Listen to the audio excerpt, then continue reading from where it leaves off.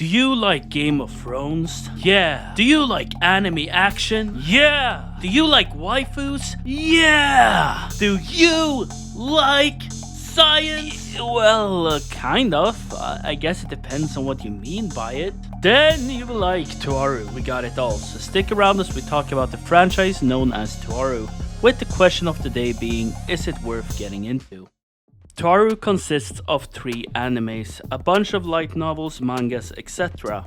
For this video we will mainly focus on the anime part of things, and the 3 animes in question all take place in the same universe. You could almost say that Toaru is the MCU of anime, and I think I might have already confused you a bit. You see, this is the order they were released in, but it's kind of also the watch order. You know what, we'll get back to the watch order later, but first of all, what is Toaru?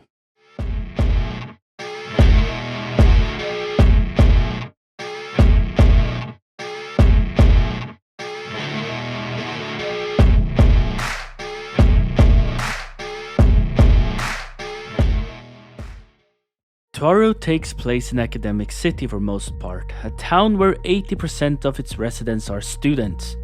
A town that is said to be 20 to 30 years ahead of the rest of the world in scientific achievements. Some things will always stay the same though. This one here stole my candy. But in a city like that, where do we draw the line between progress and morals? And what happens when those lines are crossed? What happens when different factions fight for power and influence? And oh yeah, some of these science people use science to power their superhuman abilities, also called espers. Meanwhile, in the magical index, some of those that aren't espers use magic instead. You know what? Let's do a bit of a deep dive into the magical world that is fan wikis, to properly explain how the power system works in this world. So espers, or as they were apparently originally called, ability users, or as they were also called, gemstones. Essentially, there seems to be a lot of names for these people. But in general, an esper is created after passing the power curriculum program, which means science things being done to you to awaken your esper abilities. What this results in is the esper now possessing what's called a personal reality, which allows them to substitute reality with their own, which is how they manifest their powers, whether that is lighting or teleportation.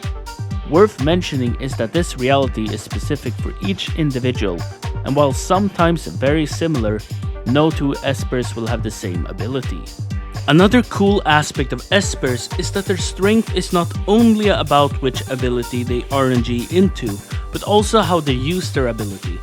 You see, it's all rooted in science. It's not magic after all. We'll get to that soon, so calm down. And since it's rooted in science, that means that their abilities have scientific properties. Now, I'm not a scientist, so I won't do justice explaining these in detail, but a simple example. If you control electricity like our main protagonist of Railgun Misaka does, your basic ability is of course to shock people. Something we've seen countless times before in anime. But since it's electricity, we can also take electromagnetism into play. I won't go more into detail than that because honestly, once again, I won't do it justice. Let's just say there is a reason it's called a certain scientific railgun and not Waifu Pikachu. One last thing worth mentioning is that anyone who is an esper, even if you draw the short straw and is what's called a level 0 esper, you will get severe backlash if trying to use magic. A level 0 esper means essentially that you barely pass the curriculum grading exam and have powers, but are too weak to use them. Like, imagine how much that would suck. You live in a world with superpowers and magic, and can't use any of them.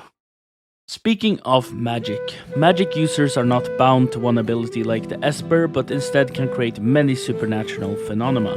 But they have to take the time and effort to do so. Additionally, all magic is based around the ideological premise. This can be any cultural narrative really.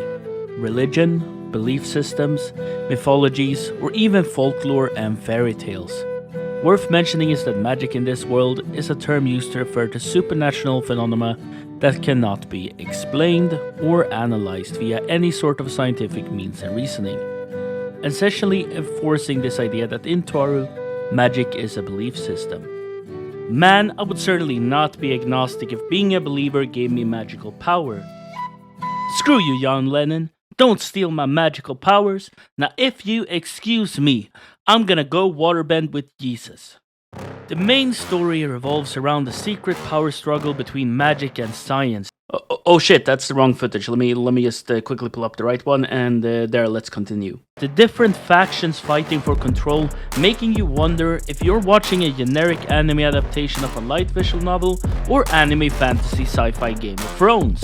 With plenty of different plot points to follow, from some episodes that feel like generic slice of life, to those that feel like Steins Gate or any other dark sci-fi, to, well, generic light visual novel stuff, I guess. I will come back to the generic stuff later though. Out of the three, Railgun is probably my favorite, and no, it's not just because of waifus. Don't be fooled by the cute cast of characters. This is, after all, anime rapture. Science goes above morals a lot of the time, and the dark tone of the science side is what makes this show truly enjoyable. Next is Magical Index, which instead follows Kaiju Toma, a level 0 Esper that has this weird right hand. Not that type of hand, that can cancel both magic and science abilities.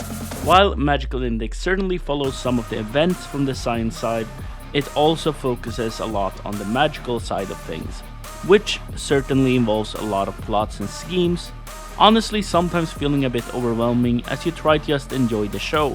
Not to mention that this show, and especially Season 2, suffers from one of the huge downsides of Toaru, one I will come back to later. Lastly, we got Accelerator, which I feel is hard to talk about. It's a character that comes into the show before he gets his own, and a lot of his characters is based on previous major spoiler events.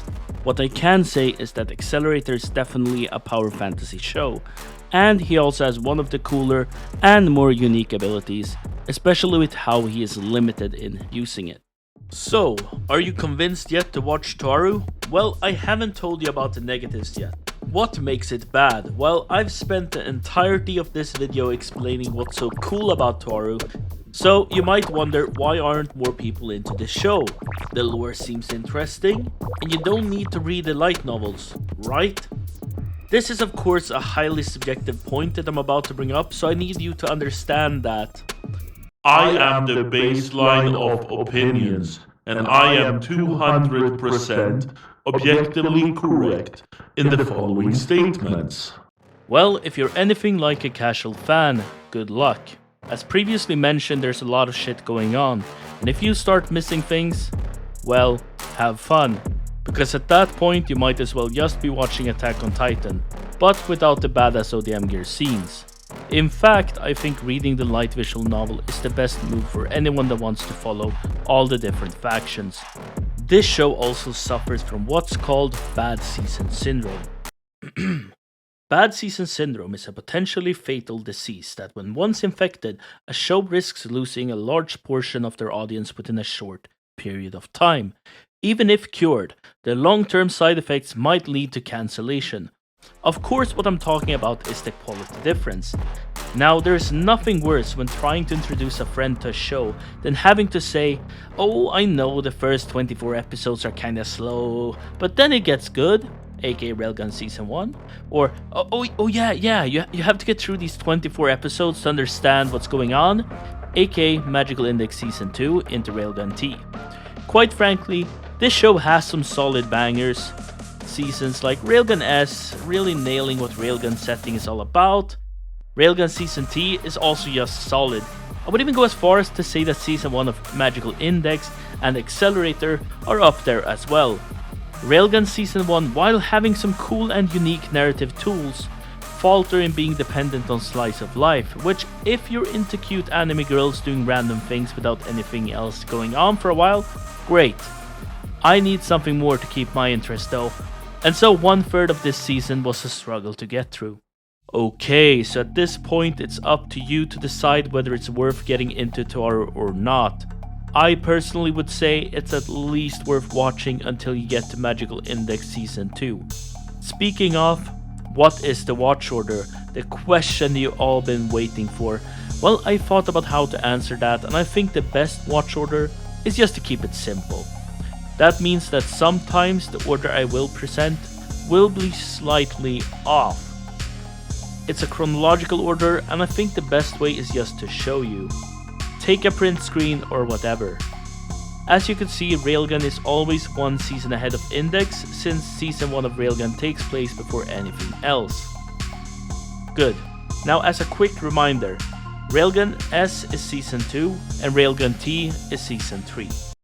And with that said, thank you for watching till the end. I hope you like this new show, and I plan to make this a reoccurring series, including not only anime but anything really that has a high wall of entry. Who knows, one day I might even be big enough where I could try out things in the real world. Maybe not every month though, these take a lot of time to make after all. But before you go, remember to like, subscribe, and I got a Patreon. Plus, if you didn't see it in the video, you can get the first volume of a certain magical index using my Bookwalker link down below. That's all for now. Bye!